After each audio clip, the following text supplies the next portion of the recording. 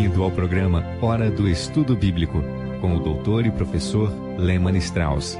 Este estudo é o resultado do tempo pessoal com o Senhor, da experiência de ministério pastoral e das conferências bíblicas do Dr. Lehmann Strauss, que nos instrui e encoraja com o ensino da Palavra de Deus.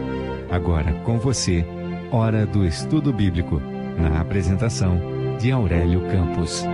Bem-vindo ao programa Hora de Estudo Bíblico. Por favor, abra sua Bíblia em Êxodo, capítulo 20. Hoje vamos estudar o 8º mandamento, Êxodo, capítulo 20, versículo 15. Antes de estudarmos a palavra de Deus, vamos buscar o Senhor em oração. Pai, nós te agradecemos pelo nosso Salvador, o Senhor Jesus Cristo. E nós estamos diante de ti, Senhor, em seu nome e no Espírito Santo para te louvar por tua bondade e por toda a tua misericórdia, que continua sendo a nossa porção que recebemos da tua abençoada mão. Alegramo-nos com a tua fidelidade e nos envergonhamos da nossa infidelidade, Senhor. Te louvamos porque o Senhor é fiel sempre para conosco. Obrigado porque podemos contar com o Senhor todos os dias. Pai, oramos pela mensagem da tua palavra hoje. Nós oramos por todos os ministros fiéis que pregam e ensinam a tua palavra através do rádio ou televisão. Nós oramos pelos pastores, evangelistas e missionários ao redor do mundo, que neste exato momento, em algum lugar da terra, estão propagando a palavra da salvação. Que o teu nome seja glorificado e exaltado. Se alguém nos ouve hoje e ainda não é salvo, que ele possa vir a conhecer o Senhor Jesus como seu Salvador. Senhor, nós te agradecemos por todos os frutos e pelas respostas às nossas orações. Nós oramos em nome do Senhor Jesus. Amém. O 8º mandamento diz: não furtarás. Você é um ladrão? Muitas pessoas e certamente muitos cristãos passam por alto esse mandamento. Creio que muitos cristãos têm um sentimento de satisfação com o pensamento de que este é um mandamento que eles não desobedecem. Mas vamos considerar esta pergunta cuidadosamente. Eu sou um ladrão? O roubo é um dos pecados mais comuns no mundo de hoje. Há uma tendência no homem de tomar o que não lhe pertence. O desejo de possuir ou usar algo para o seu próprio benefício tem levado muitos a pisar em cima dos direitos e propriedades do seu próximo. Por alguma razão, parece haver um desejo insaciável de muitas pessoas em obter algo, simplesmente pelo fato de ter. Martinho Lutero disse: se todos os ladrões que não desejam ser considerados como tal fossem enforcados, o mundo logo seria devastado e ficaria sem executores e sem forca. Deus tem dado para o homem certos direitos, mas porque violamos os direitos do nosso próximo, em vez de respeitá-los, Deus deu este 8º mandamento: não furtarás. Estamos desobedecendo esse mandamento? Estou falando para você, meu irmão em Cristo, e para o seu próprio coração. O furto comum de bens materiais não coloca em um relacionamento errado com a lei. Alguém pode ser levado a roubar, talvez por causa da pobreza, por causa da embriaguez ou por causa de um problema mental. Há muitas razões pelas quais as pessoas roubam. O número de prisões por roubo aumenta a cada ano e a idade dos ladrões está ficando cada vez menor também a cada ano. Não muito tempo atrás, onde eu morava, vi 3 jovens ladrões de apenas 11 anos serem presos porque eles tinham entrado nas lojas do bairro e roubado grandes somas em dinheiro. Agora a maioria de nós considera tais atos como maldade, mas existem vários métodos de roubo, com sua própria terminologia que fazem o culpado parecer inocente. Nos negócios é chamado de prática empresarial. Existem métodos que são legais e outros que atacam os direitos de outros. O mundo nunca foi capaz de se livrar do tipo de roubo a que se refere Amós, no capítulo 8, versículos 5 e 6. Diminuindo o efa e aumentando o ciclo, e procedendo dolosamente com balanças enganosas, para comprarmos os pobres por dinheiro e os necessitados por um par de sapatos, e para vendermos o refúgio do trigo. O sistema mosaico advertiu contra todo o tratamento injusto que envolvia a ideia de roubo. Por exemplo, em Levítico, capítulo 19, versículos 35 e 36, diz: não cometereis injustiça no juízo, nem na vara, nem no peso, nem na medida. Balanças justas, pesos justos, efa justo, e justo intereis. Eu sou o Senhor vosso Deus, que vos tirei da terra do Egito. Deuteronômio 25, 13 a 16 diz: na tua bolsa não terás pesos diversos, um grande e um pequeno. Na tua casa não terás 2 tipos de efa, um grande e um pequeno. Peso inteiro e justo terás, efa inteiro e justo terás, para que se prolonguem os teus dias na terra que te dará o Senhor teu Deus. Porque a abominação é ao Senhor teu Deus todo aquele que faz isto, todo aquele que fizer injustiça. Na linguagem atual, Deus está simplesmente dizendo que se você é um negociante, você deve dar o peso correto que corresponde ao preço correto. Se você está cortando tecido, deve dar a medida certa e não menos. Muitas pessoas que frequentam a igreja, cidadãos decentes e respeitáveis, se tornaram ladrões quando não pagaram seus impostos. Quando eu fui pastor, um fiscal do governo falou para mim que a igreja deveria ser uma das mais ricas organizações da cidade, ou os seus membros são mentirosos. Agora, por que ele disse isso? Simplesmente porque as pessoas declaravam nos seus impostos grandes contribuições para a igreja local. Não sei se você sabe, mas nos Estados Unidos as ofertas para a igreja são deduzidas no imposto de renda. Que vergonha para alguns cristãos quando eles tiverem que prestar contas por cada relatório falso no tribunal de Cristo. Quando os principais sacerdotes e escribas enviaram espias para o nosso Senhor, eles perguntaram: é lícito dar tributo a César ou não? Jesus respondeu: mostrai-me uma moeda. De quem tem a imagem e a inscrição? E respondendo eles, disseram: de César. Disse-lhes então: dai, pois, a César o que é de César, e a Deus o que é de Deus. Lucas 20, 22 a 25. Esta pergunta era política. Foi feita com o propósito de pressionar para que o Senhor tomasse um partido político, mas em vez disso o Senhor ensinou que o homem é devedor do Estado, do qual eles usavam a moeda em seus negócios.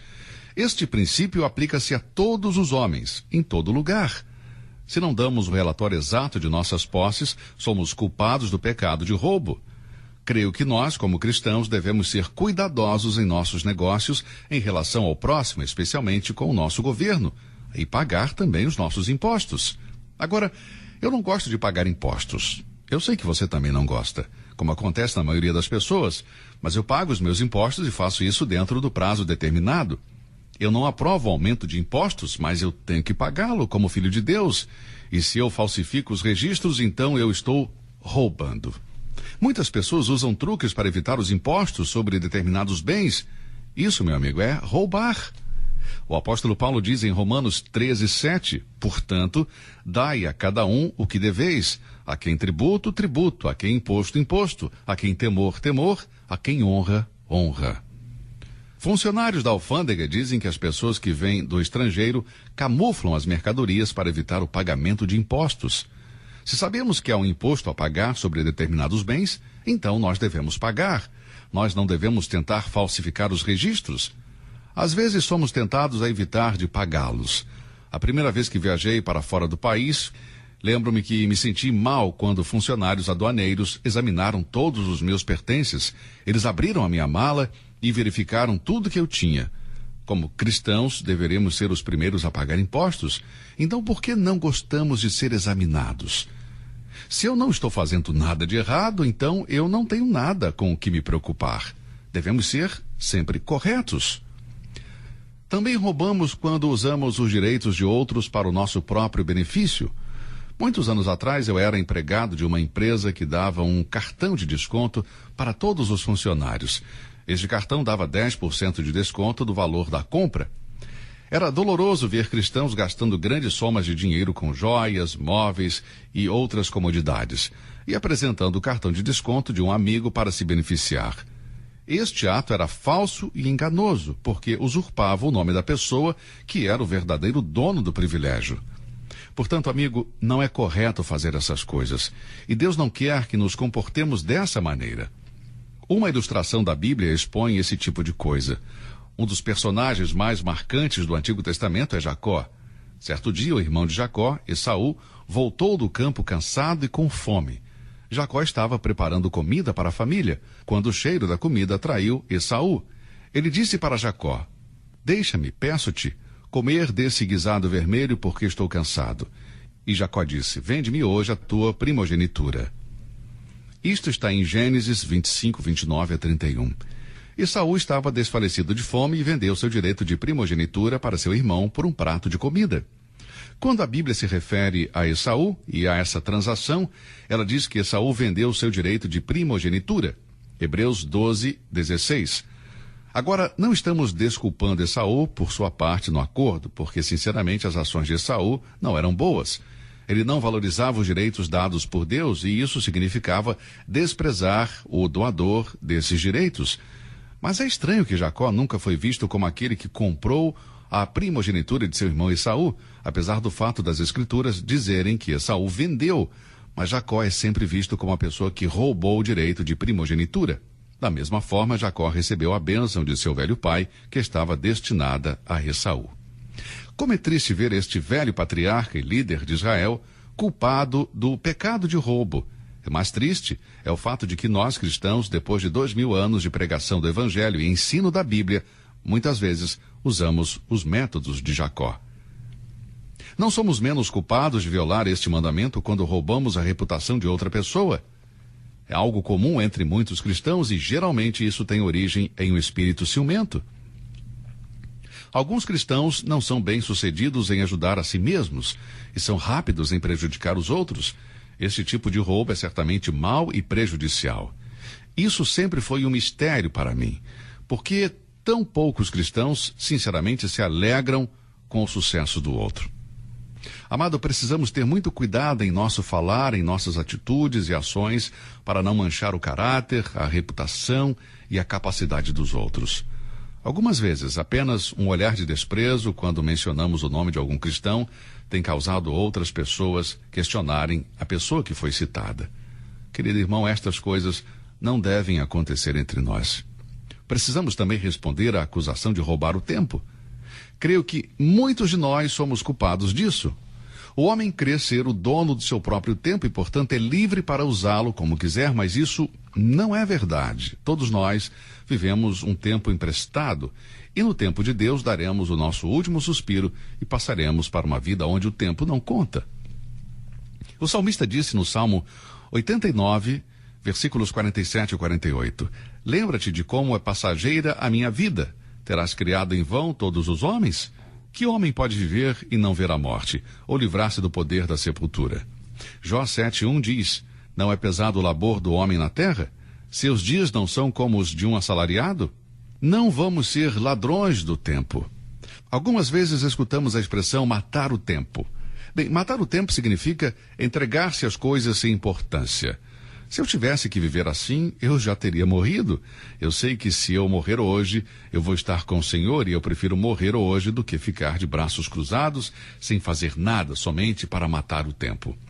Aquela pessoa que tem prazer em passar o tempo é simplesmente porque não tem nada para fazer. E precisamos orar para que Deus envie avivamento para o seu interior. Desperdiçar o tempo também significa demorar para aproveitar uma oportunidade ou se mover muito lentamente, como um relógio atrasado. Os cristãos que fazem isso não obedecem a esta exortação da palavra de Deus que diz em Efésios 5:16, remindo o tempo porque os dias são maus. O apóstolo usa esta expressão novamente quando ele disse em Colossenses 4:5, andai em sabedoria para com os que estão de fora, remindo o tempo. Nestes versículos vemos sobre a ideia de aproveitar as oportunidades. Quando as lojas liquidam a sua mercadoria, multidões se reúnem para aproveitar e economizar dinheiro. As donas de casa deixam tudo de lado e correm com entusiasmo para comprar algo que precisam por um preço mais baixo. Assim, os cristãos devem aproveitar todas as oportunidades para levar salvação e bênção para aqueles que precisam. Agora é tempo de servir nosso bendito Senhor. Este é o tempo oportuno. Eclesiastes 3:1 diz, tudo tem o seu tempo determinado e há tempo para todo propósito debaixo do céu. O Senhor Jesus disse em João 9:4, convém que eu faça as obras daquele que me enviou, enquanto é dia, a noite vem, quando ninguém pode trabalhar. Eu vou falar algo aqui e não gostaria que você visse isso como uma pressão, mas eu falo muito sinceramente e, em primeiro lugar, para o meu próprio coração. É sobre dinheiro. Quantas vezes os cristãos têm investido mal o seu dinheiro? Ah, meu irmão, se você foi abençoado por Deus com bens materiais, e alguns estão ouvindo esse programa, se você tem mais dinheiro do que poderia gastar em sua vida, por que continuar guardando? Por que deixá-lo sem produzir? Alguém disse algo há muito tempo atrás e eu nunca me esqueci. Dê o seu dinheiro enquanto vive, porque então você vai saber para onde o seu dinheiro está indo. Se eu estou tocando no coração de algumas pessoas para esta mensagem, basta pensar que bênção seria se você ajudasse a propagar a palavra de Deus investindo na obra de Cristo. Bem, não vamos roubar o Senhor. Há muito a fazer em tão pouco tempo. Roubar não é sempre algo agressivo e ativo. Podemos roubar simplesmente sem fazer nada. O homem que se recusa a pagar as suas dívidas é um ladrão. Algumas pessoas compram sem dinheiro ou pedem um empréstimo de boa-fé, mas nunca devem deixar de pagar. Agora, não é pecado pedir empréstimo. Jesus pediu emprestado um barco, uma moeda, um burro, nasceu em um estábulo emprestado e foi sepultado em um túmulo emprestado. Quando Elias fez o óleo da viúva multiplicar em 2 Reis 4, 3-7, ele disse: vai, pede emprestadas de todos os teus vizinhos vasilhas vazias, não poucas. Depois de encher as vasilhas com azeite, ele disse: vai, vende o azeite, paga a tua dívida. Seria interessante, mas ao mesmo tempo muito vergonhoso, ir até a casa de membros de igrejas e fazer uma inspeção para ver se todos os livros que estão em sua biblioteca pertencem a eles. O hábito de pedir livros emprestados em si já é prejudicial, mas o descuido em devolvê-los, isso é muito pior. Pessoas que pegam um livro emprestado e não devolvem estão roubando. O profeta Malaquias registra uma justa reivindicação feita por Deus a Israel quando o Senhor disse: todavia vós me roubais. Malaquias 3:8. O povo perguntou: em que te roubamos? E Deus lhes disse: nos dízimos e ofertas. Assim como é pecado roubar algo do nosso próximo, também é pecado roubar algo que é de Deus. O cristão rouba quando ele se recusa a dar de forma gradual e proporcionalmente a obra do Senhor. Tenho certeza que nenhum de nós gostaria de ser culpado por este pecado. Agora, podemos ser vitoriosos sobre este pecado? Sim, nós podemos. Se o homem deixa Deus de lado e deixa de reconhecê-lo como Criador e mantenedor da vida, ele assume o crédito por aquilo que Deus, em sua misericórdia, tem provido a ele. Tive o exemplo disso quando fomos distribuir Novos Testamentos para operários em uma fábrica em Bristol, na Pensilvânia. Todos eles, exceto um, de bom grado, receberam a escritura que eu tinha oferecido. Enquanto eu estava ao lado de uma máquina, começando a falar com um deles, o propósito da minha visita, este homem interrompeu, assim de maneira bruta e, segurando o Novo Testamento, disse arrogantemente: esse livro nunca colocou comida na minha mesa. Eu trabalho por cada coisa que eu tenho. Bem, eu lembrei a ele que se não fosse pela misericórdia e graça de Deus, ele poderia ter uma deficiência física ou mental e não ser capaz de ganhar o seu próprio salário. Eu disse: Senhor, você deve parar essa máquina e ajoelhar e agradecer a Deus porque você tem saúde e força suficiente para ganhar o seu pão de cada dia. Deus disse: minha é a prata e meu é o ouro. Ageu 2:8. Paulo testificou: porque a terra é do Senhor e toda a sua plenitude. 1 Coríntios 10:28. Porque nada trouxemos para este mundo, e manifesto é que nada podemos levar dele. 1 Timóteo 6:7. Querido amigo, devemos considerar nossas obrigações para com Deus, que nos deu a vida. A verdadeira conversão torna o homem honesto. Quando Zaqueu se converteu, ele tinha um passado sombrio, ele era um cobrador de impostos, odiado pelos judeus. Mas quando Jesus o salvou, ele confessou seus pecados e fez uma promessa ao Senhor Jesus, dizendo: Ei, Senhor, a metade dos meus bens eu dou aos pobres, e se defraudei alguém, eu restaurarei 4 vezes. Sim, a autenticidade e a integridade da conversão daquele homem foi mostrada por sua vontade em restaurar todo o dinheiro que tinha tomado injustamente dos seus concidadãos. Você é um ladrão? Eu sou um ladrão? Se queremos estar bem com Deus, devemos fazer a coisa certa e Deus vai nos abençoar. Em qualquer circunstância, em qualquer momento. Bem, vamos ficar por aqui hoje. Que Deus nos abençoe. Obrigado por ouvir o nosso programa e até o nosso próximo encontro. Você ouviu Hora do Estudo Bíblico com o professor e doutor Lehmann Strauss, na apresentação de Aurélio Campos. Se você deseja ouvir novamente esta mensagem, visite a nossa página na internet www.bbnradio.org.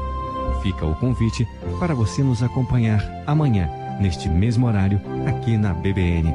Hora do Estudo Bíblico é uma produção da BBN.